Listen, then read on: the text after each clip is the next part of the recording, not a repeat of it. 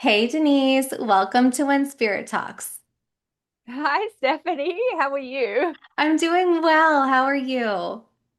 Yes, I'm so good. I love that we can chat on completely opposite sides of the world. And I'm so grateful for technology and that we could connect. So I'm excited to see where our conversation goes I'm today. excited too, and I know you're amazing with business, so I want to tailor a lot of my questions to that. But of course, we'll talk about a ton of things. So, first, I want to know about your story and how you became a money mindset mentor and best-selling author.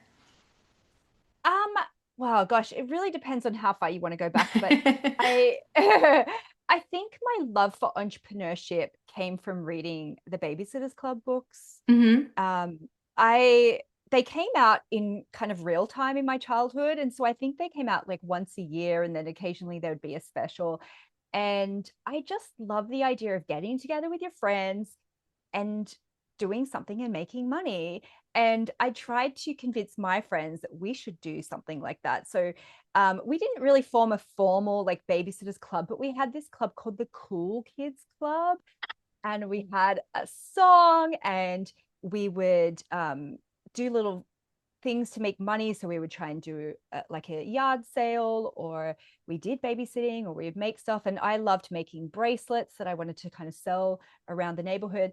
And I think that just gave me that love of entrepreneurship. And so I was always looking for I was very hungry for information about that kind of Hmm. stuff because I grew up in a very small kind of beach town, not a lot of entrepreneurs. And so anytime I saw something on TV or in movies, and one of the ones that stuck out for me was Christina Applegate's movie, Don't Tell Mum the Babysitter's Dead. Oh, I remember that one. Remember that movie? Yeah. And so when she got dressed up to go into the office, I was just like, oh my goodness, like that I want a career. And I didn't really know what that meant. And so I was really confused, I think, about which direction to go into after school. So I did a business studies degree and I moved to London, and I was in this roller coaster of, um, well, I guess I'll go work for a company. Mm. Oh, I don't fit in this environment. I guess I'll start something of my own. Oh, I don't know what that is. And I would flounder, and then I'd go back into jobs. And so I really spent my 20s I just searching and never feeling like I found a place that felt like it was for me, because I was going to these conferences, and it would be all men, all wearing khaki trousers and like mobile phones on their belts, and I'd be one of the only women in the room, and I was just like, this isn't really, what is this place? And then I found the world of online marketing for women, and it just went, oh, I found my people. And I think from that it was a um you know, I guess the progression for me was, okay, I just want to start an online business. What do I know about? And so I tried a few different things, and I decided to become a life coach. And then I realized very quickly I'm mostly like to talk about entrepreneurship with people. So I decided to go into business coaching. And then the progression to money was the same thing, because I went, wow, everyone's really struggling with this. The marketing side is easy. The logistics of doing a business is so easy. Why are we all so stuck in this? And so because I'd always been a student of personal development, I was like, are we allowed to take some of these concepts from that world, and even spiritual concepts, and apply them to money? And then of course I found other beautiful mentors who were talking about that, and it just became a bit of a natural progression. But I honestly thought I was just going to do one course and just sort of go, here's everything that I've kind of learned about this and that I'm experimenting with. Okay, fine. And I did 12 people in that first course, and then 13 years later I'm still running the course. We've had 10,000 people go through that Wow. program. And it's just, I love talking about money, and not money for its own sake. I've really found that so many of the concepts that I talk about, um, it really is about self-love and acceptance. And you can apply this to so many different areas and it will still work. But I think the money side for me is it's got a greater mission to it. It's helping women have financial independence, and knowing that that has the biggest impact on the planet. That for me is that is a personal mission, especially being raised by a single mom. I Mm. want women to have more money. Yeah. Yeah. I love also how you mentioned there's more to money. There's more that goes into it. And I think even for myself in starting my business, my side business, and it was I just went into it all by myself. I didn't know much. Similar to you, I always had like little creative art sales, lemonade stands, all that stuff. But you don't think of the mindset stuff that plays into how you look at money. And as a business owner, how much that can play into your business. So I'd love to know what you think or how you think mindset and money are intertwined. Well, it is everything because, again, so many of us, like you said, we go into business because we see a problem that we want solved. We get excited about something, we have a personal mission around it, or it's something that we're good at. And I see this again and again for women is the money piece of it can be so tricky. We start to second guess ourselves. We don't want to stand out. That's why sometimes people average out their pricing. They're like, Hmm. that's what everyone else is charging. I'll just stay in the middle because I'll be safe in there. We rationalize it by saying, well, I want to be affordable to everybody, which is an impossible task because there's no such thing as one size fits all pricing for affordability, but also there's no such thing as a critic proof price. Mm. And I think that is our biggest mindset issue because so many of us, we want people to like us. We want people to see our good intentions with our business. And we genuinely want to help people. And it's also okay within that to want to make money as well and have that receiving part of it. So I think mindset is the biggest thing.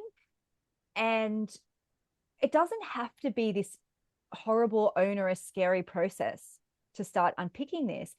Sometimes it comes from a place of curiosity and to say, well, like, what is my story around money? And I'll tell you a really fundamental one that's Yeah. it's just so damaging. If I see someone and they're struggling to set prices, talk about prices, invoicing, a lot of the time many of us were told that it's really impolite to talk about money, that it's just the concept of talking about it is incredibly rude in itself.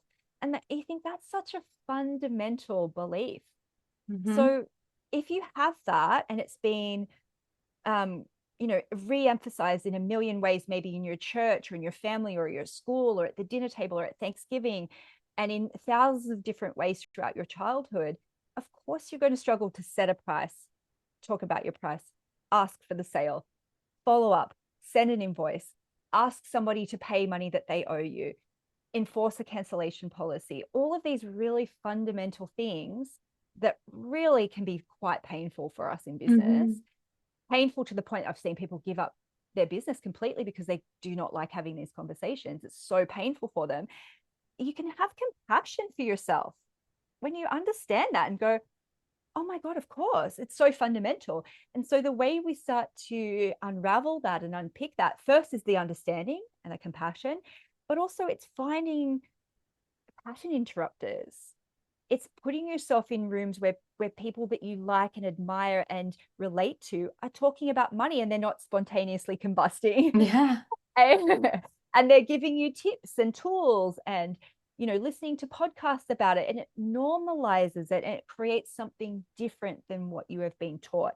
And that is one example that's so fundamental. And my job and with my books and courses is to provide these questions, not from me as an expert, because I don't know everything about money either, Hmm. but to create this space where we can explore those things and to say, okay, let's pick another topic. What did we learn from the TV and movies that we grew up watching, especially in different eras? And there's a great example of that. I'm 46 now, so I grew up watching TV a lot in the 80s and 90s, but we would often have reruns of shows from the 60s. So shows like Bewitched and I I love Dream of Lucy. Jeannie.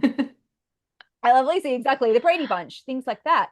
And a lot of the time, the storylines were, especially for I Dream of Jeannie and Bewitched, these women had these magical powers, but they had to suppress them. And often their husbands would get really annoyed with them for using their powers to like clean the house magically Mm. and, do all these things. And it was like, no, you've got to hide that. You've got to hide it. You can't take the easy way out, and it was just like little things like that. They go in. And, that's another example, right? And so you might have grown up in a culture where you felt out of step with the culture.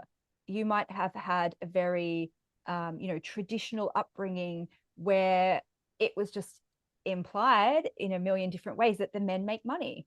So then when you start to make money, it feels disrespectful. It feels against the natural grain of things. You feel like you're doing something wrong. And all of these things, if we can give voice to them and have community around it and tools and pattern interrupters, it's not going to derail us day to day when we're just trying to do nice things for people and help people. And same time, right? It's so complex.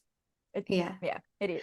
I think you touched on two things that really stuck out to me. It was the self-worth piece and the shame around money and what you're worth in regards to what you're charging. And also how you're perceived by your clients because you're the one charging. And even with a global business or any kind of online business, you are not only working with the people in your town, right? The local prices that are appropriate where you are, but you're working worldwide and you're dealing with different cultures and how they interpret money too. What is one of your most favorite pattern interrupters when you're thinking about, oh my gosh, I have to price this, but I don't know what to do? What if someone complains? What would you say? Yeah, so I've got a great one. I actually used it for myself today. Hmm. I love affirmations as Yeah. pattern interrupters because I think they can be so powerful. And if you've got the kind of brain that loves to think in slogans and jingles and song lyrics and things like that, I think affirmations can be great. So the one that I love is I serve, I deserve. Mm. I serve, I deserve. I don't know how to attribute this because I heard this about 30 years ago from someone on stage. So I cannot remember her name. I'm sorry out there. Um, but I use this one a lot when I feel guilty, when I feel like I should be overly responsible for other people's money or emotions or things like that. And the context I was actually using for it in today is I do a lot of creative hobbies outside of my business. Mm. So I do a lot of crafting. I'm a dancer, so I go to a lot of dance classes. I make costumes, and I just started a sewing course yesterday. So it's like 3 hours a week for 7 weeks, and I was feeling a bit guilty about it. And I was thinking maybe I should spend more time in my business. And I've made a ton of money in my business. I've had times of lots of kind of hard work or hustle. And, I feel like I don't have to prove anything necessarily to anyone, but I still feel really guilty about it sometimes. And that's not a symptom of me making a lot of money. That's actually one of my personal money blocks that I have to work on Mm. all the time because I had it when I had no money as well. Interesting. Yeah. And so I was feeling like I should be doing more. Who am I to have all this free time to be able to do all these creative projects? And because often I'll go to something and I'll tell people about what I do, and they'll go, "Oh my God, you have so much free time." I don't talk about my business. And I was like, "Oh, I wish everyone could have this. I wish everyone could do this."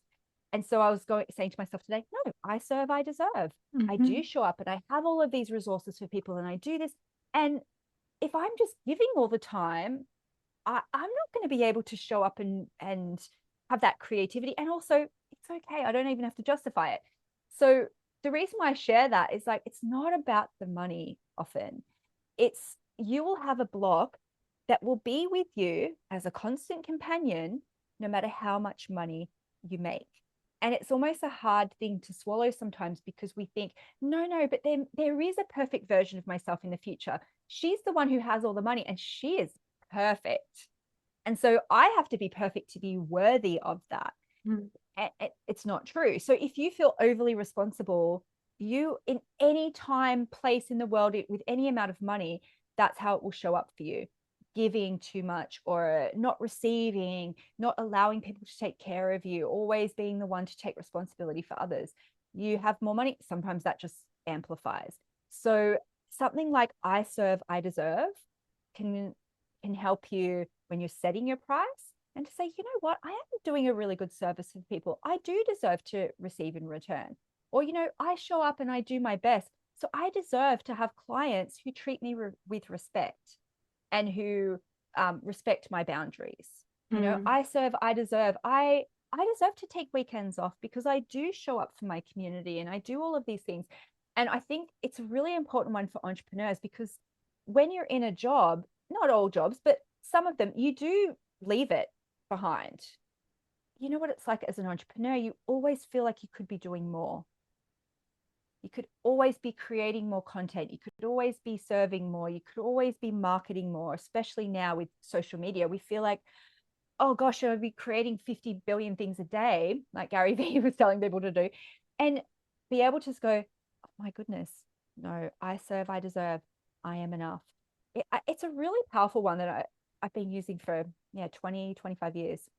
That's a great one. I really like that one. And you touched a lot on overdoing it. And I know a lot, I myself do the same, and I know a lot of business owners do it, but overworking, overdoing, doing too much, not giving themselves enough. And I feel like there's a fine line between stepping back and letting, things flow and just doing too much. And I love how you touched on how that pattern doesn't only relate to money, but it will trickle into other areas of life. And I agree with that 100%. As someone who always strive to get A pluses, always strove to do everything right, go, go, go, go, go, go. I remember even in my own mind, my grandma and my grandparents are from Portugal and my parents were born there. So I have that culture, right, that I was born Mm-hmm. into. And it was like if I took a moment just to do anything, I was lazy. I was too lazy. So, those things play in, and then you either fall into that pattern or you do too much to get out of it. So I love that pattern interrupter that you gave because it just reminds us all we have to do is notice it, become aware of it, replace it with something else. And I think that's so important. I love that you touched here on generational patterns Mm-hmm. because there's a saying called shirt sleeves to shirt sleeves in 3 generations. And it plays out generationally sometimes, right? Where there's a scrappy entrepreneur, they're an overnight success, whatever, they make lots of money. So their kids then have the opportunities that they didn't have. So they send them to university or whatever. Unless they teach them stability and lessons, that third generation who is far removed from the scrappiness is often the ones who take lots of risks and sometimes lose the entire fortune. And we can see this playing out sometimes in small ways. We don't have to be so dramatic. We don't have to have gone, my grandfather made this amazing fortune, to see the patterns play out, because sometimes we overcompensate and sometimes we just unknowingly continue the pattern. And so if you grew up with very, very frugal parents and it was very extreme, you'll either continue some of those patterns unknowingly, and that can really restrict you and hold you back, or you can overcompensate and then you're like, I never want to think about money. And so I think in that curiosity sometimes is, I did it as well, a little bit of a knee-jerk reaction of like, oh, look at all these terrible lessons, right? I'm going to do exactly the opposite. And the nuance in that is to say, okay, well, what lessons do I want to keep in here? What things do I want to like embed into the next generation and not just wildly overcompensate? Because I kind of did it a little bit myself, Mm-hmm. right? I was like, my mum was a single mum, but she was very lucky, and so we did have this kind of feast or famine pattern in my life. And so when I started making money, I was kind of like, look at me, like I've broken the cycle because I'm, the first woman to make her own money.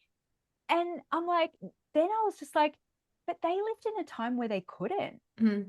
Like I just happen to live in a time where I can monetize my skills and talents with a phone. Mm-hmm. My grandmother would have done that if she had that technology. My mum would have done that if she had that technology. So there was a little bit of a humbling there and going, oh, I have broken the cycle, because then when I started making money, I was kind of a little bit feast or famine in the way I was spending it, and very impulsive in the way I was spending it too. And so I had to have a bit of a like come to Jesus moment on that, because I was like, oh, if my mum had the money that I've made, I'm just doing the exact same thing. Right. And so it was a bit like, oh, and so I actually changed a lot of things in our life. I love the book The Millionaire Next Door. And there is an updated version, which I haven't read yet, but the author's daughter, I think his name's Thomas Stanley or something like that. Sorry for fact checker people. Um, and but the thing in that book is, about building really true wealth is stable, and it's not necessarily flashy. And so I was like, oh, well, what do I want for my kids? I was like, oh, I'm so ambitious. I want to be able to give my kids everything. And actually, what's harder for me to create in breaking the cycle is stability, Mm. is almost like a middle class upbringing. So we moved to the suburbs. We're less, we don't have super fancy cars or anything like that, because I could see my kids getting a little bit entitled with it. And I was like, oh, I'm doing the shirt sleeves to shirt sleeves thing. And that's not cool. So it's been a really fascinating thing as I've taught this work for so long. And I've had people, coming along on that journey with me, to always just go, oh, wow, there are so many nuances around this. And the curiosity never has to end, because we learn things about ourselves. But I think the mistake some people make is thinking, oh, okay, I'll do the work first and then I'll be deserving of the money. But that's the same perfectionism block. So you can earn more money and acclimatize to it slowly as you have this curiosity, because the lessons will never, ever end. Okay, so stop pushing away your next level of wealth by thinking it's going to be a different version of you. It is you, and you will screw it up, and you will continue to make mistakes. And I will give my kids different money blocks than my mum gave me, Yeah. and some of the same ones that I'm still unaware of. You mentioned kids, and it's funny you mentioned that because when you were talking about generational, patterns and just mindset stuff, I was thinking I only became aware of my money mindset patterns when I noticed how I was speaking to my daughter. I'd be like, turn off the light, don't let the water run, turn off, those things that I heard growing up. And so sometimes you don't notice it. I love the way you said get curious about that because it kind of forces you to open up your mind and be like, wow, what's going on? What am I thinking about? And then I feel like that's when you can start moving forward and really developing new patterns. So that's awesome. Thank you for sharing that. Yeah, on that too, I think what's really fascinating is that a lot of us, we heard things growing up that weren't value-based things around money. It was, we can't afford it. Scarcity. Yeah.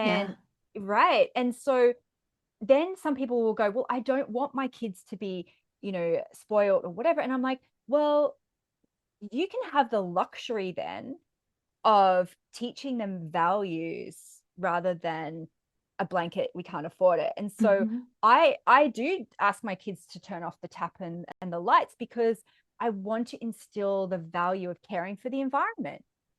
But it's a different energy in the way you speak about money sometimes, rather than, like, this is a fear-based scarcity thing and we're going to be homeless on the street if you leave that light on, which is, it's not what your parents meant, but it felt that way, right? Yeah. It felt that way. Like I was like well into being a multimillionaire for a couple of years before I allowed myself to use air conditioning in my house Yeah. regularly, because in the 90s it was expensive, right? And so it was like, and like in my new car,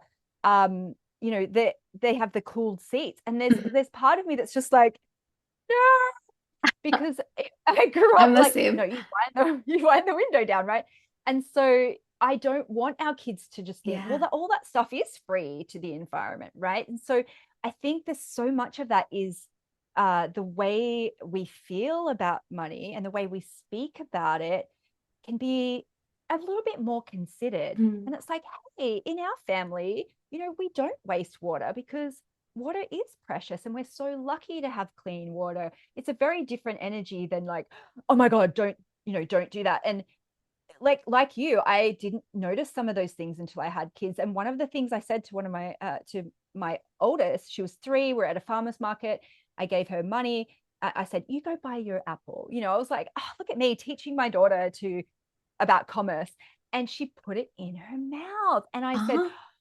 I was like, oh my God, don't do that. Money's dirty. Yeah. I said, money is dirty. Yeah. And I was like, oh my God, how many of us have had that horrible, scary Mm-hmm. reaction in our bodies because we put money in our mouth? And I mean, it's not happening Mm-hmm. so much now because no one really has cash around. But I was like, oh my God, that was probably my first interaction with money.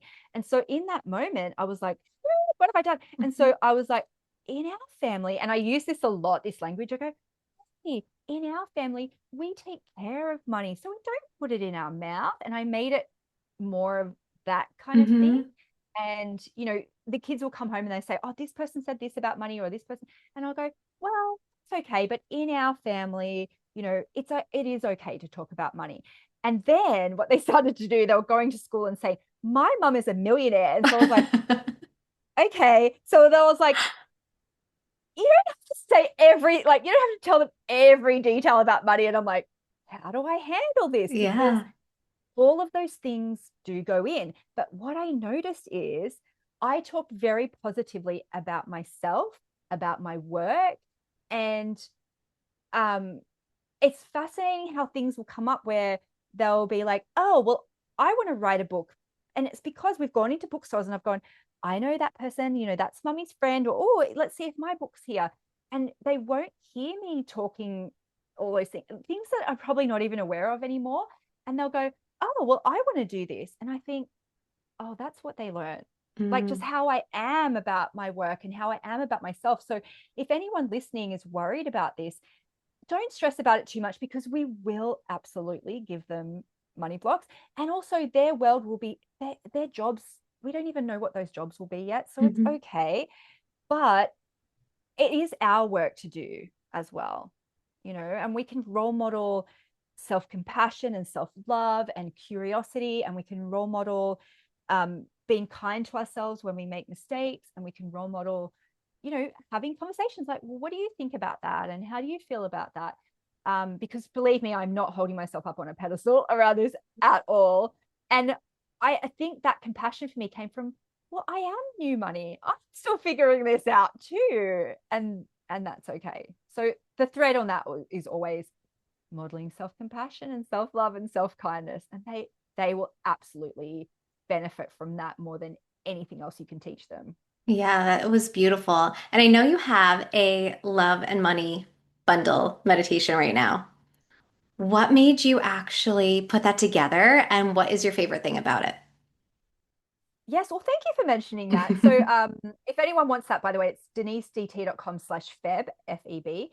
Um, I think this is my secret sauce to success. It really is because I was very lucky to learn about self-love and compassion work very early on. I think I was a very nervous, anxious kid in a lot of ways.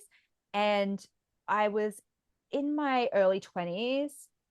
I was always so nervous at work and so afraid to say the wrong thing and just so I get all sweaty and anxious all the time. And I had this amazing temp come into our company, and she was a photographer and actress and was, just doing some temp work on the side. And she said, have you ever heard of EFT? Mm. And it's, tapping, emotional freedom technique. And I was like, oh my, no, what is this? And so she lent me her very expensive uh, CD-ROM course on EFT. And I was so appreciative. I had to go home and put it into my computer to watch it.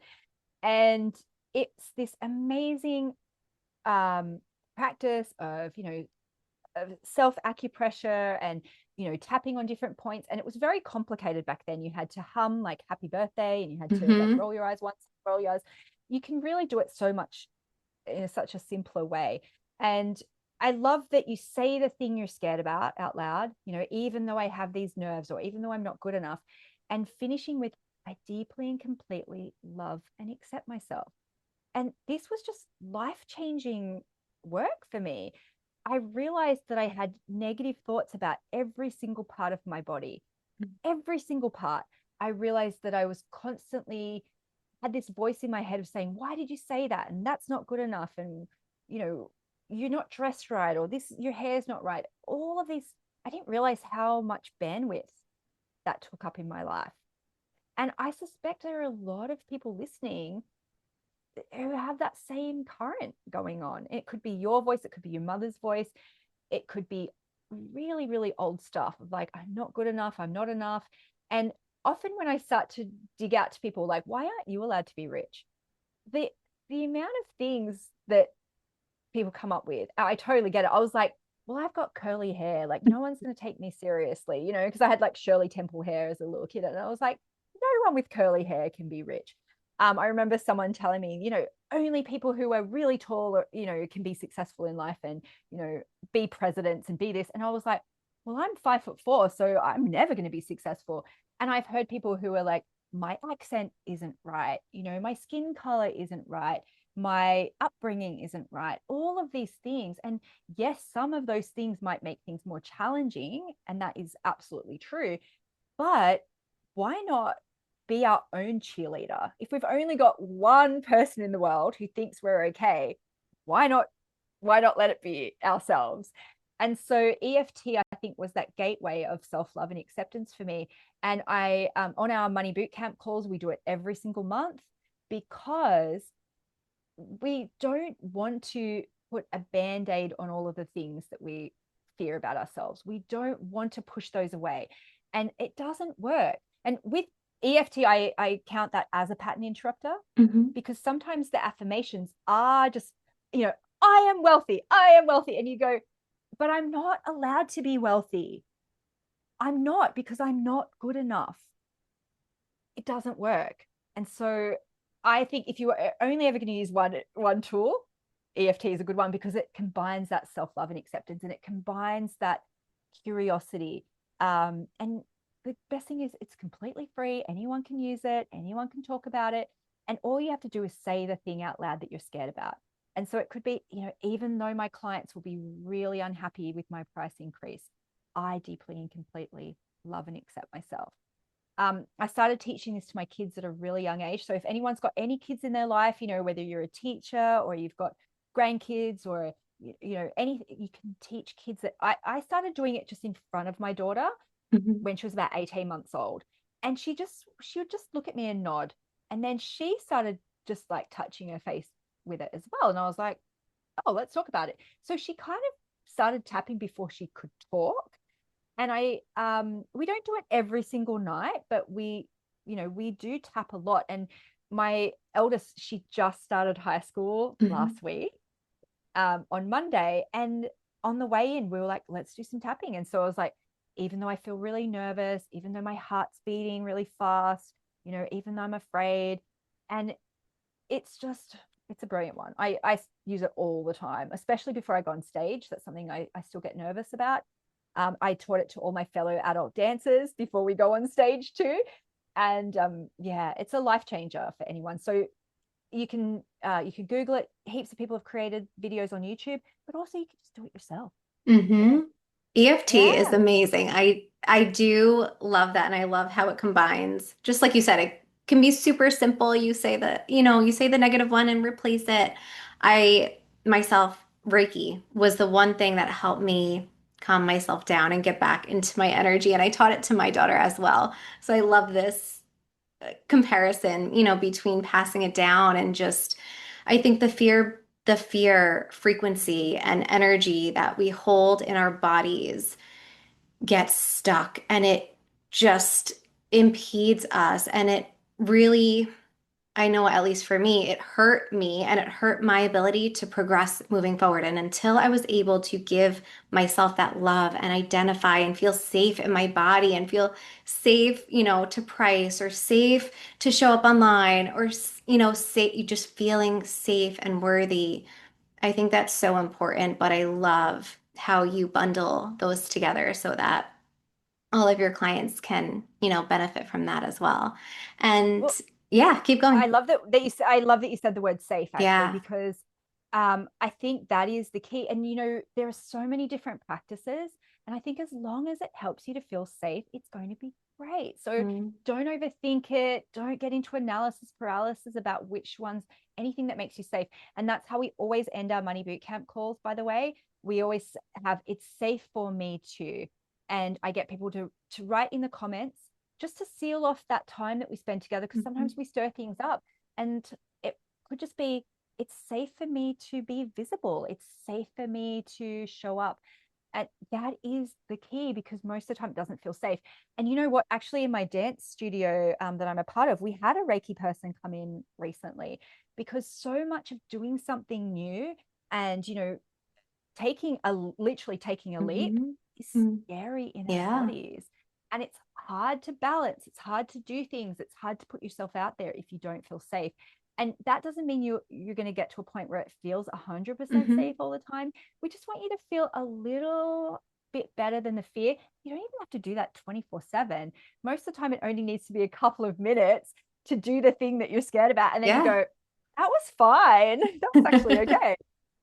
Yeah, like the first time I remember I never showed my face online ever because I was also like you, very shy and anxious and quiet and blah blah blah. And I remember I just, you just have to do it sometimes. And then the more you do it, it just gets easier. And people who are watching you have no idea how nervous you are. A lot of times it doesn't even come off that way. Yeah, absolutely. And again, even talking about it is good too, right? This is the gift I think we can give each Yeah. other, is to say, "Hey, I'm nervous too, and that's okay. And this is what I did." I think this is what we do as women anyway. We can be Hmm. problem solvers for each other. And I love that there is this culture of demystifying things. I Yeah. love when people show their process. I love when people show their mistakes. And, you know, it's this is such a gift. And I know we live in such a tumultuous time, but imagine if we were living in it and we were all alone, Hmm. you know, and it would be unbearable. And the fact that we can listen to beautiful podcasts like yours, and, someone listening who might be having a bad day or feeling like they're the only person in the world who feels these feelings, they can go, oh my God, maybe I can just get through today, liking myself a little bit more than I Yeah. did yesterday. What a gift. It gives me goosebumps to be, I'm just so grateful that we can go through these times together. Yeah, that's wonderful. Now, I wanted to get into the spirit segment. So there's four questions I ask everyone who's on the podcast. So the first one, what is one thing you always include in your daily routine that helps you stay grounded that might help others do the same? Yeah, I've mentioned already EFT, self love and compassion affirmations, and they always have to come back to safety and love. Beautiful. And what is your favorite story regarding your connection to spirit? Oh, okay. It's yes, yes. Okay. So, as I mentioned, I've made a lot of money in my business. My business grew very quickly, and it was a little bit of an acclimatization to that for sure. And Mark and I really wanted to live near the beach, and for years we'd go visit the beach, and be like, we're going to live here one day. And we a couple of things happened. So one, we were always looking for real estate around there, even though we couldn't afford it. We went into this amazing house, and I heard this voice saying, "That's not your house." And it wasn't like get out like a horrible. It was just like no, just it was just a very impatient like move on, get out. It's not your house. So we went across the road, and I was like, there was a for sale sign for this amazing beachfront property, like a really long frontage. And I was like, maybe this one, right? And we had to do a launch and like really went out of our comfort zone to be able to afford this property. And it really stretched me in a really scary way. And we were about to go and pick up the keys to it was derelict. We had to take it out, but we were still getting the keys. And I just felt this sickness in my stomach. And I was just thinking, oh my God, I can't believe we're going to live there. All of these rich people are going to judge me, and it's going to be, I don't deserve it. I should have worked for longer. Who am I to do this? And I said to Mark, we're going to have to really tighten our belts over the next year to deserve this house. And he was like, what? He goes, that doesn't sound like you. And I said, you're right. There's always more money. And as I said that, a shower of $50 notes hit our car. And it Amazing. was like like a cloud of money hit our car. And the windscreen wipers came on because they thought it would rain or something.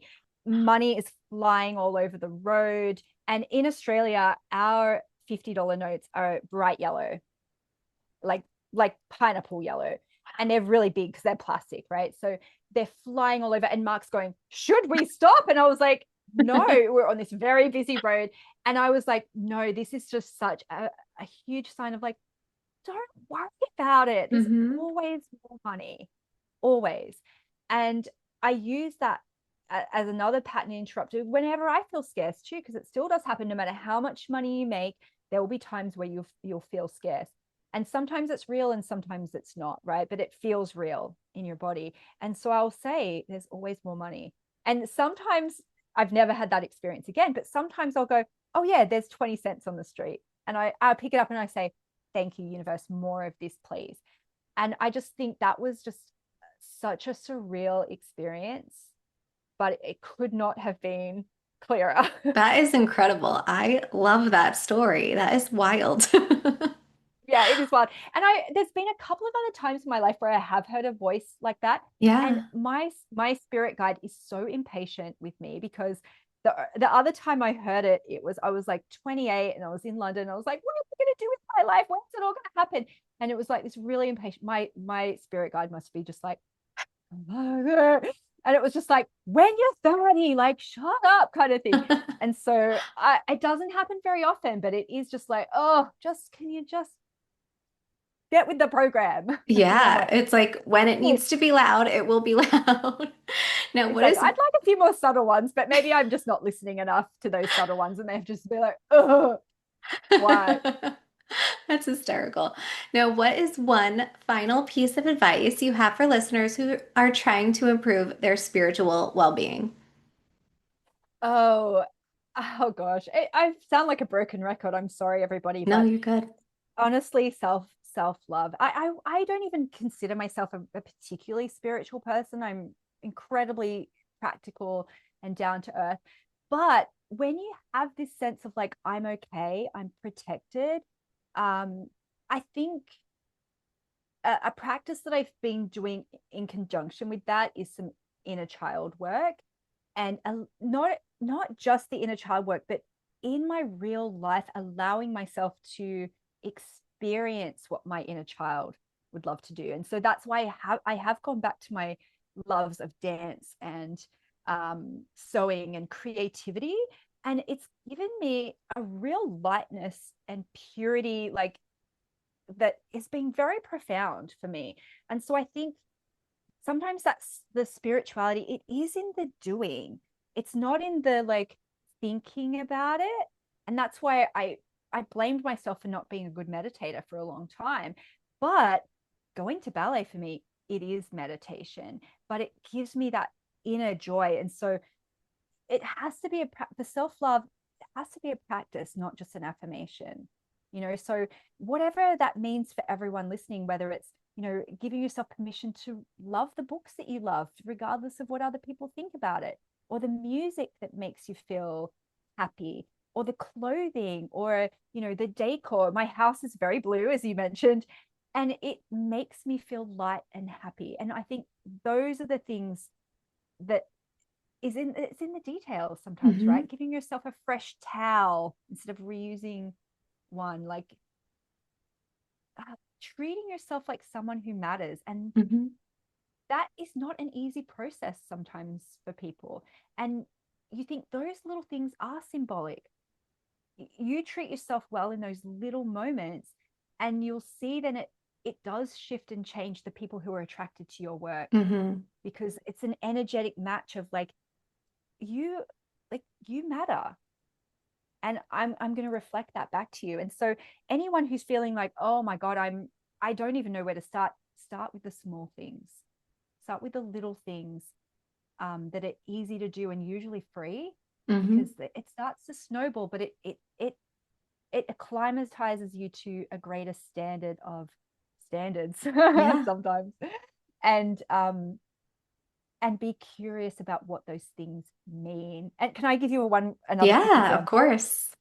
Um, so when I was a kid, I was only really allowed to have one version of things. So I had one pair of school shoes for Mm-hmm. the year. We have uniforms in Australia, so you had to have a black pair of shoes, and mine would always be very loose for a term, fit for 2 terms, and then be very tight. But there Mm-hmm. was never even a consideration you would get a second pair of school shoes for the year. And I realized too, I had to get a, a beige bra for an event, like a different beige bra, like one Mm-hmm. that had a really low cut thing. And I remember thinking, you're not allowed to have two beige bras. Like, who do you think you are? Like the Queen of England? And just little things like that where you be curious about it and then you can laugh about it.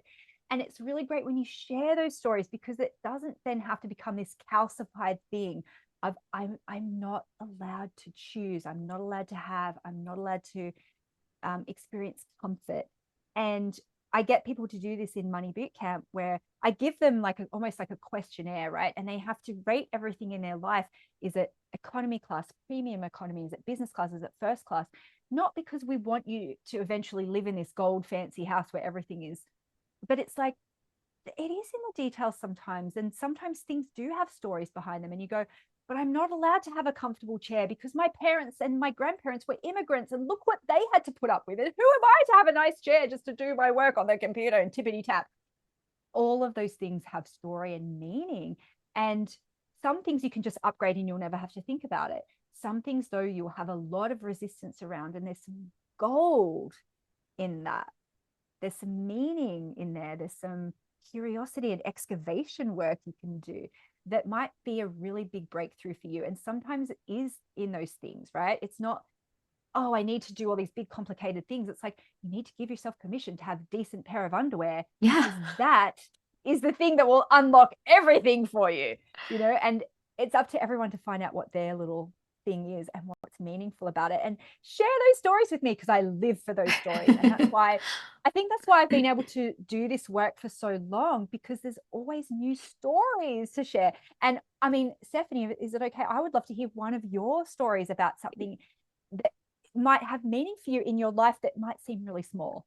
Yeah, I was actually going to tell you. What stood out to me was remembering I was very much the same way. Not that I couldn't have, more than one pair of shoes or different things. Like my mother would always try to get me like the best of the best, but I would always get like the discount. No, I had to get the discount stuff. I had to do this. Or even silly things like I can't get the medium Dunkin' Donuts coffee. I have to get the small because the medium is 40 cents more and I just can't, I don't deserve that. I have to. And it transferred over into my business where when I first started years ago doing like Reiki, I got the free website that was, tied in with my insurance. And it took me years to actually put money into getting a website and then even longer to then pay the extra money to get like, the services included. But it was one of those things, just like you mentioned, I started out small. Little by little, I got my medium cup of coffee when I wanted it. I didn't care anymore. Yep. And then it trickled into, no, I'm investing in myself because I deserve to invest in myself. Like it doesn't matter how much it is. I don't do this, that often. I don't overspend all the time, but sometimes you have to. Sometimes you have to give yourself love and know that you're worthy Yep. of giving back to yourself. Because a lot of times, women, we give to everyone else and we withhold that from ourselves. And I think when you start to realize, like, I'm giving other people so much and I need to do that for me too. It gets so much easier. I just got chills. It gets so much easier the more you do it. It's just like you have to like step over that little ledge and just do it. Even if it's uncomfortable because it will be uncomfortable, especially if you're not used to it to doing it. But it'll Mm-hmm. get easier at least, over time. And sometimes it's way easier than you thought. And you're like, oh my gosh, I can't wait for the large cup of coffee that I'm going to get myself tomorrow. So, yeah, Right. I serve, I exactly. deserve. Yeah, exactly. Exactly. Now, where can our listeners go to learn more about you? Yes, well, I'm really easy to find. So my social media is at Denise DT. I love hanging out on Instagram, especially, and I love hearing people's stories. So you can always DM me your stories. Or actually, when you see this come up on our feeds, comment and tell us one of your stories, please, because you know, there'll be something, and you don't be embarrassed if you go, I always do this because we've like this is the fun of it. Like this is the fun of it. And we can go, oh, of course you would feel that way. So Denise DT is also my website. And as you said, we've got some free resources. So if you go denisedt.com/feb, it is a self-love meditation and workbook. And even if you're listening to this outside of that month, it will still be available. So I really appreciate you having me on, because I I think anything that we can do to make one person think differently about themselves and to have a little bit more self-love and compassion in their life, we know that that is going to have such a big ripple effect. And that's what we really need right now. Yeah. So I appreciate it. Thanks, Stephanie. And you're not going to believe what card I pulled. So I always pull a card to represent the guest and then a card, like a message for everyone else. And this is what I pulled before we started. You got the Ace of Cups.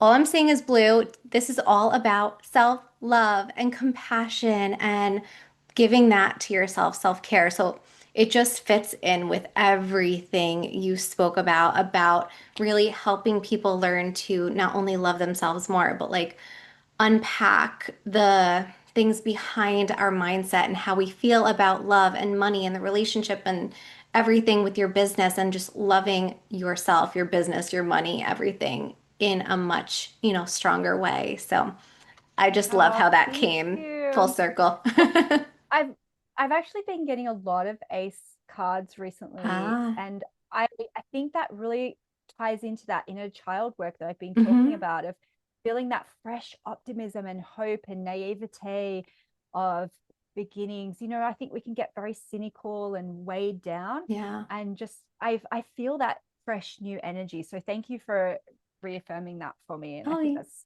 always available for all of us, having that beginner mind and yeah, hope and something good's coming and happening. yes, exactly. And the message for everyone else is take this invitation to start learning about yourself and what you love and doing things you love, just like you were talking about, Denise, with the hobbies, like finding something you love and starting over, like making new connections and just seeing yourself and your inner beauty in such a different light. So, Denise, thank you so much for coming on. You were such a pleasure Thank to you. talk to. I loved it.